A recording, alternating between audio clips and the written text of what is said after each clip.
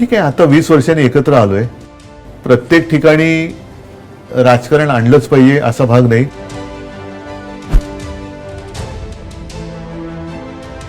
तुम्ही सगळ्या भाषा जेवढ्या तुम्हाला शिकायच्या तेवढ्या शिका, पण तुम्ही जबरदस्ती नका करू.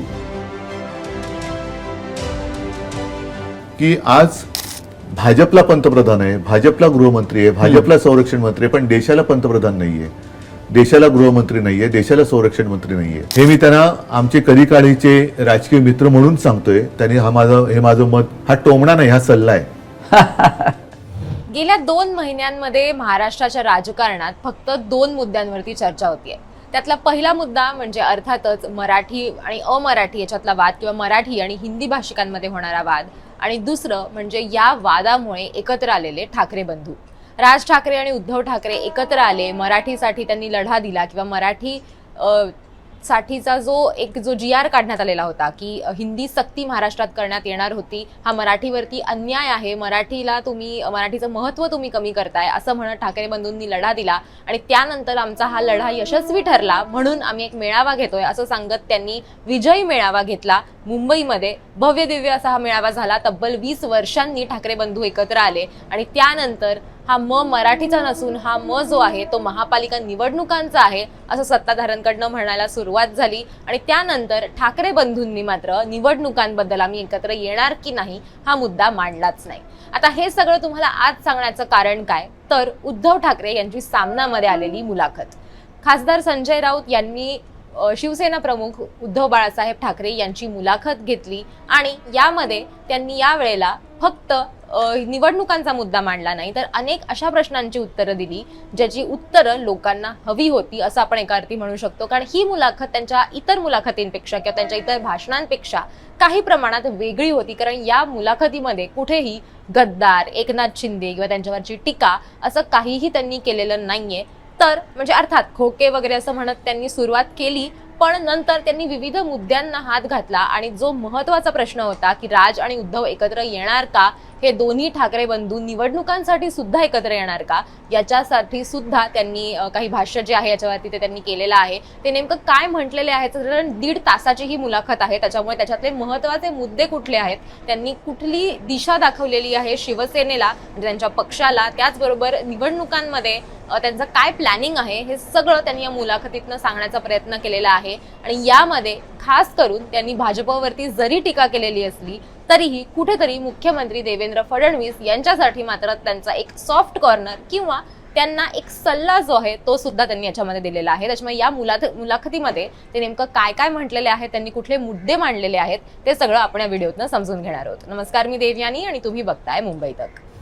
उद्धव ठाकरेंनी त्यांच्या या मुलाखतीमध्ये मुळात कुठले प्रश्न किंवा कुठल्या प्रश्नांना त्यांनी उत्तरं दिलेली आहेत. संजय राऊत यांनी त्यांना विविध प्रश्न विचारले, त्याच्यामध्ये निवडणुकांचा प्रश्न होता, अर्थातच राज ठाकरे यांचा प्रश्न होता, राज ठाकरेंसोबत तुम्ही एकत्र येणार का असा प्रश्न होता, आणि विविध मुद्दे जे आहेत ते त्यांनी याच्यामध्ये मांडलेले होते. तर आपण क्रमाने बघूयात की साधारण या 1.5 तासाच्या मुलाखतीमध्ये त्यांनी काय सांगण्याचा प्रयत्न केलेला आहे. आणि मला वाटतं की हा व्हिडिओ संपत आल्यानंतर तुमच्याही लक्षात येईल की ते कुठल्या दिशेनं जात होते किंवा त्यांना याच्यातनं काय संदेश द्यायचा होता. तर सगळ्यात पहिले संजय राऊतांनी त्यांना काय विचारलं असेल, तर पहिला प्रश्न त्यांचा असा होता की सध्या महाराष्ट्रामध्ये विविध वारे वाहत आहेत आणि त्याच्यातच ठाकरे वारे सुद्धा वाहत आहेत, आणि तुम्हाला याच्याबद्दल काय वाटतं, हे जे वारे आहेत ठाकरेंचे वारे आहेत त्याबद्दल तुमचं काय म्हणणं आहे. तर त्याच्यावरती उद्धव ठाकरे काय म्हटलेले आहेत, तर ठाकरे वारे नाहीयेत, आमचे कुठलेही वारे नाहीयेत, आमची मुळच ही इथली आहेत.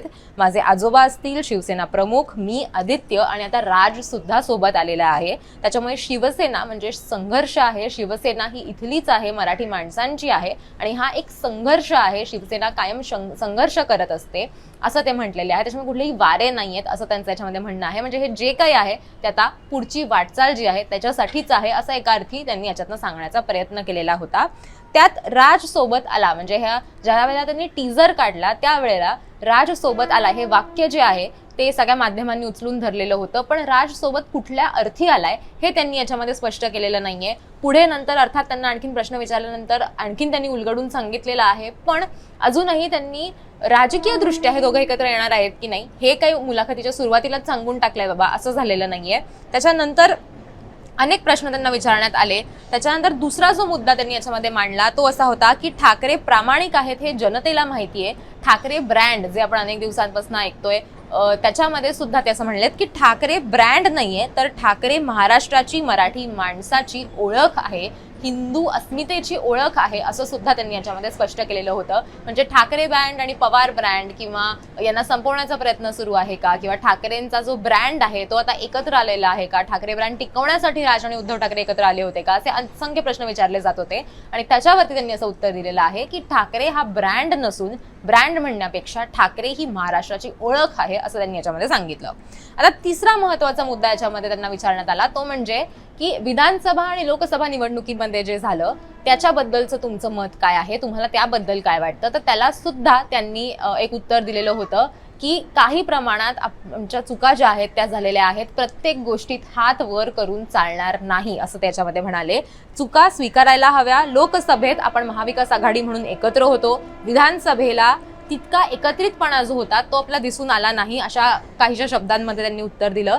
सगळ्यात आपल्याला हात वर करून चालणार नाही. ईव्हीएम असेल, वोटर्स लिस्ट मधले घोटाळे असतील, हे सगळं ठीकच आहे. लाडकी बहीण असेल त्याचा फटका बसला असेल, पण लोकसभेला महाविकास आघाडीमध्ये खेचाखेची होतीच, कारण अनेक जेव्हा पक्ष एकत्र येतात त्यावेळेला खेचाखेची होते. मात्र त्यावेळेला 4-5 वेळेला ज्या जिंकलेल्या जागा होत्या किंवा जे मतदारसंघ होते ते आपण सोडून दिले होते, कारण तिथं आपल्याला जिंकायचं होतं. मीपणा तिथं नव्हता. मात्र विधानसभेला तसं झालं नाही. विधानसभेला तू मी झाली. कुठल्या शेवटच्या मतदारसंघापर्यंत, अगदी शेवटच्या दिवसापर्यंत संघर्ष जो आहे तो चालू होता महाविकास आघाडीमध्ये, आणि त्याच्यामुळे जनतेकडे एक चुकीचा त्यांचा जो समज आहे तो पसरला गेला.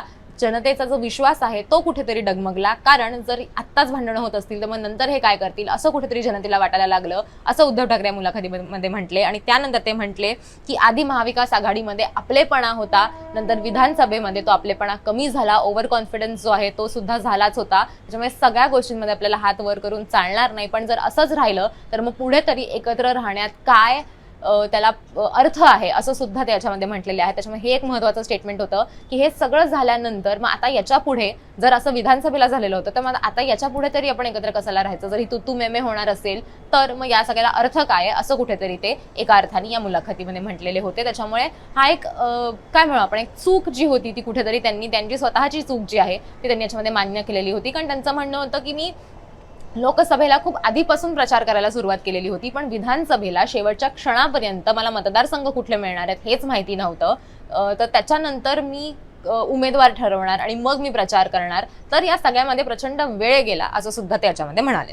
चौथा मुद्दा त्यांनी जो मांडला तो असा होता की मुख्यमंत्री जेव्हा ते होते, म्हणजे उद्धव ठाकरे ज्यावेळेला मुख्यमंत्री होते त्यावेळेला त्यांनी जी कुठली कामं केलेली होती ती कामं ते लोकांपर्यंत पोहोचवण्यामध्ये कमी पडले किंवा ते अपयशी ठरले, असं त्यांनी एका अर्थी म्हटलेलं आहे. त्याच्यामध्ये त्यांचं असं म्हणणं होतं की विधानसभा निवडणूक जी होती त्यावेळेला किंवा लोकसभा निवडणुकीमध्ये सुद्धा कुठेतरी आपण वाहवत गेलो. एका अर्थी लाडकी बहीण असेल, तुम्ही इतके देताय तर आम्ही इतके देऊ, असं म्हणजे लाडकी बहीण योजनेच्या संदर्भात खरं तर ते हे म्हणत होते. कारण त्यांच्या मॅनिफेस्टोमध्ये ते असं म्हटलेले होते की ते तुम्हाला 1500 देतात, आम्ही तुम्हाला 2100 देऊ, 3000 देऊ, असं वेगवेगळ्या गोष्टी ज्या आहेत त्या त्यावेळेला म्हणण्यात आलेल्या होत्या. आणि त्यांचं असं म्हणणं होतं की हेच कुठेतरी आपण करत बसलो आणि आपल्या काळामध्ये आपण जे काम केलं ते आपण लोकांपर्यंत पोहोचवू शकलो नाही, की आपण यशस्वीरित्या सरकार चालवून दाखवलेलं होतं. कोरोनाच्या काळामध्ये सुद्धा आपण महाराष्ट्रामध्ये अतिरेक होऊ दिला नाही, लोकांना वेळच्या वेळी ट्रीटमेंट मिळत होती, उद्रेक त्या गोष्टीचा झाला नाही, आपण ते बऱ्यापैकी कंट्रोल केलेलं होतं, असं त्यांनी सांगितलं. आणि त्यांचं असं म्हणणं होतं की आपण यशस्वीपणे हे सरकार चालवून दाखवलं होतं, पण ते आपण लोकांपर्यंत प्रचारामध्ये पोहोचवू शकलो नाही, असं सुद्धा त्यांनी याच्यामध्ये मांडलं. हे 4 मुद्दे होते. त्याच्यानंतर आणखीन एक त्यांचा जो महत्त्वाचा मुद्दा होता तो होता की भाजपचं धोरण आहे की लोकांना चिंताग्रस्त ठेवायचं, त्यांना अस्वस्थ ठेवायचं, त्याचं धोरण म्हणजे भाजपचं धोरण हे हुकुमशाहीचं आहे, असं सुद्धा त्याच्यामध्ये म्हणालेले होते. की हळूहळू भाजप हा 1 नेशन 1 इलेक्शन, मग 1 पार्टी 1 इलेक्शन, मग 1 पार्टी नो इलेक्शन कडे हळूहळू चाललेलं आहे. आणि हे हुकुमशाहीचं त्यांचं राज्य आहे किंवा हुकुमशाही पद्धतीनं ते सरकार चालवतायत, असं सुद्धा उद्धव ठाकरे याच्यामध्ये म्हणालेले होते. त्याच्यानंतर 6वा जो मराठीचा मुद्दा होता, जो अनेक दिवसांपासून गाजतोय, त्याबाबत ते काय म्हणालेले आहेत, तर त्यांची जी त्याबाबतची भूमिका आहे ती पुन्हा एकदा त्यांनी याच्यामध्ये स्पष्ट केलेली होती. ते त्याच्यामध्ये असं म्हणाले की आमचा हिंदीला विरोध नाहीये, आमचा हिंदी भाषा आमचा कुठल्याही भाषेला विरोध नाही, आम्हाला हिंदीबद्दल द्वेष नाही. त्यांनी असंही म्हटलं की संजय राऊतांना म्हणजे इशारा करत ते असं म्हणाले की तुम्ही राज्यसभेत असता तिथं तुम्हाला हिंदीमध्ये बोलावं लागतं, हिंदी बोलण्याशी काहीच प्रॉब्लेम नाहीये, फक्त हिंदीची सक्ती तुम्ही करू नका, हा आमचा मुद्दा आहे आणि या मुद्द्यावरतीच आम्ही सुरुवातीपासून भांडतोय असं त्यांनी याच्यामध्ये स्पष्ट केलं. त्यानंतर त्यांना असं विचारण्यात आलं, म्हणजे संजय राऊतांनी त्यांना असं विचारलं की राज आणि उद्धव ठाकरे एकत्र येणं याचं काय, म्हणजे याच्या मागचा थॉट काय होता, तुमची राज ठाकरेंची काय चर्चा झाली, अशा विविध अँगल्सनी त्यांनी प्रश्न विचारले. आणि या प्रश्नांना उत्तर देताना उद्धव ठाकरे काय म्हणाले ते बघूयात की आम्ही एकत्र आलो तर नक्की प्रॉब्लेम त्याचा कोणाला होतोय हे तुम्ही आम्हाला सांगा, त्यांचं ते बघतील. आमच्या एकत्र येण्यानं फक्त मराठी माणूसच नाही तर अमराठी माणसांना देखील आनंद झालाय, मुस्लिमांनी देखील, म्हणजे जर मी स्पेसिफिक बोलायचं झालं, मी स्पष्टपणे बोलतो की मुस्लिमांना सुद्धा याचा आनंद झालेला आहे, कोणाचा पोटशूळ उठत असेल तर त्यांचं ते बघून घेतील असं ते म्हणाले. त्याच्यानंतर संजय राऊतांनी त्यांना विचारलं की मग निवडणुकांचं काय, की महापालिका निवडणुकांमध्ये आपण काय करणार आहोत, स्थानिक स्वराज्याच्या निवडणुकांमध्ये तुम्ही एकत्र येणार आहात का. तर त्याच्यावरती ते असं म्हणाले की 20 वर्षांनी आम्ही एकत्र आलोय, प्रत्येक ठिकाणी राजकारण मध्ये आणण्याची गरज नसते, मराठी महाराष्ट्र धर्मासाठी आम्ही एकत्र आलो होतो, राजकीय युतीबाबत आपण बोलूयात असं ते म्हणालेत की 20 वर्षांनी आम्ही एकत्र आलो तेच जास्त महत्वाचं आहे. राज ठाकरेंची तुम्ही थेट चर्चा करणार का असा प्रश्न जो आहे तो सुद्धा संजय राऊतांनी विचारलेला होता. म्हणजे त्यांचं असं म्हणणं होतं की उद्धव ठाकरेंनी एका अर्थी असं सांगितलं की आम्ही एकत्र आलोय हेच खरं तर खूप मोठी गोष्ट आहे, 20 वर्षांनी, कारण की आम्ही एकत्र आलेलो होतो, त्याच्यामुळे प्रत्येक गोष्टीमध्ये राजकारण आणायची गरज नाहीये असं म्हणत त्यांनी टाळण्याचा प्रयत्न केला. मात्र नंतर संजय राऊतांनी पुन्हा एकदा त्यांना हे विचारलं की मी तुम्हाला थेटच विचारतो की महापालिका निवडणुकांमध्ये काय करणार आहोत आपण. तर त्यावेळेला ते असं म्हणाले की राजशी चर्चा करायला काय हरकत आहे, म्हणजे राजची मी कधीही चर्चा करू शकतो, मी आत्ताही त्याला फोन उचलून फोन करू शकतो, भेटू शकतो, तो मला फोन करू शकतो, त्याच्यात नेमकी अडचण काय आहे, बाकीचे लोक चोरून मारून भेटतात, आम्ही उघडपणे भेटलो असं सुद्धा त्यांनी याच्यामध्ये स्पष्ट केलेलं होतं की ज्या लोकांना इतका प्रॉब्लेम होतोय ते चोरून भेटत असतात, आम्ही अगदी उघडपणे भेटलो, आम्ही मंचावरती भेटलो, आम्ही मराठीसाठी भेटलो, मराठी माणसांसाठी भेटलो असं त्यांनी याच्यामध्ये एका अर्थी स्पष्ट केलं. त्यानंतर आणखीन एक मुद्दा जो आहे म्हणजे किंवा संजय राऊतांनी आणखीन एक इंटरेस्टिंग त्यांना विचारलेला प्रश्न असा होता की मग राज ठाकरेंची तुम्ही म्हणजे ज्या वेळेला महापालिका निवडणुका येतील त्यावेळेला आम्ही बघू, त्यावेळेला आम्ही चर्चा करू असं उद्धव ठाकरे म्हणालेले होते. तर त्यांनी त्याच्यावरती उलट असं विचारलं की मुख्यमंत्री देवेंद्र फडणवीस यांच्याशी तुमची काही चर्चा झालेली आहे का, त्यांच्याशी तुम्ही काही बोललेला आहात का. तर त्याच्यावरती सुद्धा उद्धव ठाकरे असं म्हणाले की देवेंद्र फडणवीस यांच्याशी माझी कुठलीही चर्चा झालेली नाहीये, फक्त ज्या वेळेला सुरुवातीला ते मुख्यमंत्री झाल्यानंतर ज्या वेळेला आम्ही त्यांना भेटायला गेलेलो होतो गुच्छ घेऊन वगैरे, त्यावेळेलाच आमची जी काही भेट झाली ती झाली किंवा त्यावेळेलाच आमचं त्यांच्याशी बोलणं झालं. पण ते आता मुख्यमंत्री आहेत आणि आपण ते स्वीकारायला हवं, भले आपण त्यांना मानत असू किंवा नसू, पण ते झालेले आहेत मुख्यमंत्री. तर आम्ही त्यांना त्यावेळेला भेटायला गेलेलो होतो आणि तेव्हाच आमचं जी काही चर्चा आहे ती झालेली होती. पण देवेंद्र फडणवीस यांना मी एक सल्ला देणार आहे, जे काही आमचं राजकीय आम्ही मित्र होतो जेव्हा केव्हा होतो त्यावेळेचा, त्याच्यामुळे मी त्यांना एक मित्रत्वाचा सल्ला देतोय, हा टोमणा नाहीये, हा खरंच एक सल्ला आहे. आणि माझं त्यांना असं म्हणणं आहे की सध्याच्या ज्या घटना आहेत त्यांच्या प्रतिमेला धक्का लागणाऱ्या आहेत, त्यांनी हे मोडीत काढायला हवं. त्याच्यामध्ये त्यांनी उदाहरण दिलं की संजय शिरसाट यांचं नाव न घेता ते असं म्हणाले की तुम्हीच एक व्हिडिओ समोर आणलेला होता ज्याच्यामध्ये एक बॅग आहे, त्याच्यात पैसे आहेत आणि मारहाण होतीये वगैरे वगैरे. तर या सगळ्या घटना ज्या आहेत त्या कुठेतरी त्यांच्या प्रतिमेला धक्का लागणाऱ्या आहेत आणि देवेंद्र फडणवीस यांनी हे मोडून काढावं, हे मोडीत काढावं असा सल्ला जो आहे तो मी त्यांना देतोय असं त्याच्यामध्ये म्हणाले. त्यानंतर आणखीन एक मुद्दा त्यांनी मांडलेला होता जो आपल्याला माहितीये की विधानसभा निवडणुकीमध्ये साधारण आपण जर बघितलं तर विधानसभा निवडणूक असेल किंवा लोकसभा निवडणूक असेल, जो मुद्दा सगळ्यात जास्त त्यावेळेला कन्सिडर करण्यात आलेला होता किंवा सगळ्यात जास्त ज्याचा इम्पॅक्ट झालेला होता तो म्हणजे मराठा आरक्षणाचा मुद्दा किंवा मराठा आरक्षणामुळे जो महाराष्ट्रामध्ये आपल्याला एक वाद, जातीय वाद बघायला मिळत होता त्याच्यावरचा मुद्दा होता. आणि त्याच्यावरती ते असं म्हणाले की साधारण आपण जर बघितलं तर ब्राह्मणेतर, मराठेतर, 96 कोळी, 92 कोळी असा एकंदरीत वाद जो आहे तो भाजपकडनं केला जातोय, हीच त्यांची नीती आहे असं ते म्हणालेले आहेत की मराठ्यांना भडकवलं जात आहे, म्हणजे जो सगळ्यात मोठा समाज असतो त्या समाजाला त्या राज्यातल्या भडकवायचं आणि मग इतरांना त्यांच्या विरोधात उभं करायचं आणि मग सत्ता मिळवायची, असाच प्रयत्न त्यांनी पंजाबमध्येही केला, बिहारमध्ये सुद्धा त्यांचा करायचा प्रयत्न आहे आणि असंच त्यांच्याकडनं कायम केलं जात आहे असं त्याच्यामध्ये म्हणाले की मराठ्यांच्या विरोधात त्यांनी ओबीसीला उभं केलं, मराठी भावं जी असतात किंवा मराठी भावांमध्ये समाजाची भिंत उभी करून त्यांनी आग लावायचा प्रयत्न केलेला आहे असं सुद्धा उद्धव ठाकरे यावेळेला म्हणालेले होते. त्याच्यामुळे त्यांचं असं म्हणणं आहे की भाजपची ही एक रणनीती आहे किंवा दरवेळेला निवडणुका आल्या की भाजप हेच करायचा प्रयत्न करतं की मराठा विरोधात ओबीसी, जसा त्यांनी महाराष्ट्रात करायचा प्रयत्न केला, त्यानंतर ब्राह्मणेतर असेल किंवा मराठ्यांच्या विरोधात त्यांनी ओबीसीचं एक मोठं आपण बघितलं होतं की मनोज जरांगे जेव्हा आरक्षणाला बसले होते आरक्षणाच्या मागणीसाठी, त्यावेळेला तो एक वाद जो आहे तो चिघळलेला होता आणि त्याचा आरोप जो आहे की हे घडण्याचं कारण किंवा हे घडवून आणलं गेलं ते भाजपने घडवून आणलं असा एक कुठेतरी आरोप जो आहे तो उद्धव ठाकरे यांनी केलेला होता. आणि त्यानंतर आणखीन एक महत्त्वाचा मुद्दा म्हणजे ज्या महापालिका निवडणुकांबद्दल खरं तर इतकं बोललं जात आहे, ज्या महापालिका निवडणुका आता काही महिन्यात लागतील आणि मग त्यासाठी ठाकरे एकत्र येणार की नाही वगैरे वगैरे, हे सगळ्या चर्चा ज्या आहेत त्याच्यासाठी शिवसेनेची काय स्ट्रॅटेजी आहे किंवा त्यासाठी आता शिवसेना काय करणार आहे, काय पावलं उचलणार आहे हे विचारलं गेलं. त्यावेळेला सुद्धा राज ठाकरे म्हणजे राज ठाकरेंबरोबर तुम्ही जाणार का हे तर त्यांना विचारण्यात आलंच होतं, पण त्याचबरोबर की स्ट्रॅटेजी काय असणार आहे शिवसेनेची हे सुद्धा त्यांना विचारण्यात आलेलं होतं. तर तेव्हा उद्धव ठाकरे असं म्हणाले की महापालिका निवडणुकांमध्ये काय करणार, कसं लढणार, हा प्रश्न तर आहेच. आता स्थानिक पातळीवरती पक्षाचं काम असतं, स्थानिक पातळीवरती पक्षाचे युनिट्स असतात, जसं ठरेल तसं लढणार आपण आहोतच असं ते म्हणालेले आहेत. म्हणजे मी कधीच कोणाला वेगळी वागणूक दिलेली नाहीये की मी कुठल्याही समाजाला वेगळी वागणूक दिलेली नाहीये, कुठल्याही धर्माला मी वेगळी वागणूक दिलेली नाहीये. काँग्रेस कुठेतरी असं म्हणतंय की आपण स्थानिक पातळीवरती कदाचित वेगळं वेगळं लढूयात, तर मग तसं पण लढायचं तर आहे, हे तर नक्की आहे असं त्याच्यामध्ये म्हणाले. त्याचबरोबर त्याच्या पुढे त्यांनी एक बरेचसे जे मुद्दे आहेत ते मांडलेले होते महापालिका निवडणुकीच्या संदर्भातले, मुंबईच्या संदर्भातले, कारण मुंबईची आणि महाराष्ट्राची काय अवस्था होत चालली आहे किंवा मुंबईला महाराष्ट्रापासून वेगळं करण्याचा प्रयत्न केला जातोय का असं जेव्हा त्यांना विचारण्यात आलं तेव्हा ते म्हणाले की करून तर दाखवा, मुंबईला महाराष्ट्रापासून वेगळं करून तर दाखवा असं ते याच्यामध्ये म्हणालेले होते. आणि मग त्यांनी आणखी म्हणजे पूर्ण इंटरव्ह्यू मध्येच खरं आपण जर बघितलं पूर्ण मुलाखतीमध्येच त्यांनी अनेकदा अदानी यांचा मुद्दा मांडलेला होता की आत्ता भाजप काय करतंय किंवा आत्ता सरकार काय करतंय, तर तुमच्या घरामध्ये येणारी वीज ही एकाच व्यक्तीकडनं येते, तुम्हाला ज्या काही रिसोर्सेस लागतात त्या सगळ्यामध्ये एकच व्यक्ती जी आहे ती तुम्हाला ते पुरवते, म्हणजे अदानी असं त्यांचं म्हणणं होतं. आणि भाजप सगळे प्रोजेक्ट्स त्यांना देत आहे, रिडेव्हलपमेंट म्हणजे धारावी रिडेव्हलपमेंटचं सुद्धा जो आहे त्याच्यावरती सुद्धा त्यांनी प्रचंड टीका या इंटरव्ह्यूमध्ये केलेली होती, या मुलाखतीमध्ये केलेली होती की अदानी हे त्यांच्या घशात घातली जाते सगळी मुंबईतली जमीन आणि मुंबईला वेगळं करण्याचा प्रयत्न जो आहे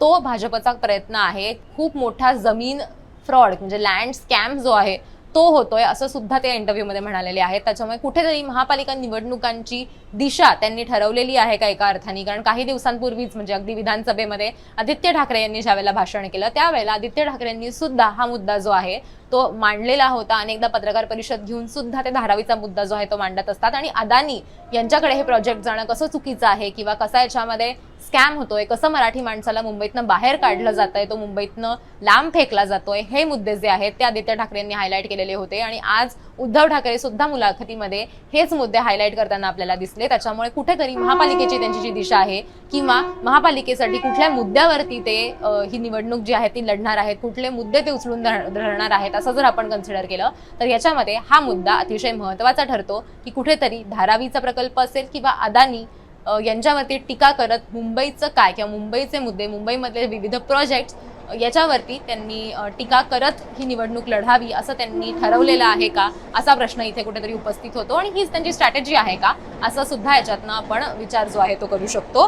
त्याचबरोबर एक शेवटचा मुद्दा जो त्यांनी याच्यामध्ये त्यांना विचारण्यात आलेला होता की नरेंद्र मोदी हे आता 75 वर्षाचे झालेले आहेत आणि जर आपण बघितलं तर त्यांच्या पक्षाची अशी त्यांची विचारधारा आहे की 75 वर्षाचं कोणी झालं की त्याच्यानंतर त्यांना कुठल्याही मोठ्या पदावरती ठेवायचं नाही, तर त्यांनी रिटायरमेंट घ्यायची, निवृत्ती घ्यायची असं त्यांची कुठेतरी स्ट्रॅटेजी आहे. तर मग या सगळ्यामध्ये आता पंतप्रधान मोदी जर रिटायर झाले तर मग त्यांच्या जागेवर कोण असं सुद्धा त्यांना विचारण्यात आलं. तर त्यावेळेला उद्धव ठाकरे असं म्हणाले की मोहन भागवत यांनी सुद्धा आता रिटायरमेंटची कुठेतरी जी ते रिटायरमेंटच्या दिशेने ते आहेत ते चाललेले आहेत. त्याचबरोबर त्यांनी जर हे वक्तव्य केलेलं असेल तर कुठेतरी त्यांच्या डोक्यात पंतप्रधान नरेंद्र मोदी यांच्या जागेवर कोण येईल याचं उत्तर असल्याशिवाय ते अशी टीका करणार नाहीत किंवा ते असं वक्तव्य जे आहे ते करणार नाहीत. त्याच्यामुळे हा त्यांचा अंतर्गत प्रश्न जरी असला, म्हणजे त्यांच्या पक्षाचा जरी प्रश्न असला तरीही कोण होऊ शकेल याची आयडिया कदाचित त्यांच्या पक्षातल्या लोकांना असावी आणि म्हणूनच त्यांनी असं वक्तव्य केलं असं त्याच्यामध्ये म्हणाले. त्यात त्यांनी आणखीन एक गोष्ट हायलाईट केली की मेजॉरिटी ज्या पक्षाची असते त्या पक्षाचा व्यक्ती जो असतो, नेता जो असतो, ते पंतप्रधान होतात किंवा राज्याचे मुख्यमंत्री होतात. पण त्यांनी राज्याचं मुख्यमंत्री असणं, त्यांनी देशाचं पंतप्रधान असणं हे गरजेचं आहे. आत्ता आपल्याकडे भाजपचा पंतप्रधान आहे, भाजपचे मुख्यमंत्री आहेत, पण आपल्याकडे देशाला पंतप्रधान नाही, राज्याला मुख्यमंत्री नाही असं सुद्धा त्यांनी कुठेतरी म्हटलेलं आहे. त्याच्यामुळे उद्धव ठाकरे यांनी भाजपवरती जरी गंभीर आरोप किंवा टीका केलेली असली तरी कुठेतरी त्यांनी एकनाथ शिंदे यांना याच्यातनं खरं तर कुठेतरी साईडला सोडलेलं आहे एका अर्थाने, किंवा तितकं समजा अख्खा इंटरव्ह्यू हा फक्त एकनाथ शिंदेवरतीच बाबा टीका करताना त्यांनी घालवलाय असं झालेलं नाहीये. आणि भाजपबद्दल बोलताना सुद्धा त्यांनी कुठेतरी देवेंद्र फडणवीस यांच्याबद्दल काही प्रमाणात चांगलं, काही प्रमाणात मित्रत्वाचा सल्ला असेल तो त्यांनी दिलेला होता. संकेतांचे व्हिडिओज जे आहेत ते सुद्धा नुकतेच विधान भवनातले व्हायरल झालेले होते. त्याच्यामुळे कुठेतरी एका अर्थी ही संपूर्ण मुलाखत जी होती ती महापालिका निवडणुकांच्या अनुषंगानं घेतलेली, त्याचबरोबर राज ठाकरे आणि उद्धव ठाकरे यांच्याबद्दल ज्या चर्चा होत आहेत त्या चर्चांना किंवा त्या प्रश्नांना उत्तर देणारी ही मुलाखत एका अर्थी ठरली असं आपण म्हणू शकतो. आता राज ठाकरे आणि उद्धव ठाकरे हे एकत्र येतात का महापालिका निवडणुकांसाठी हे आपल्याला पुढे जाऊनच कळणार आहे.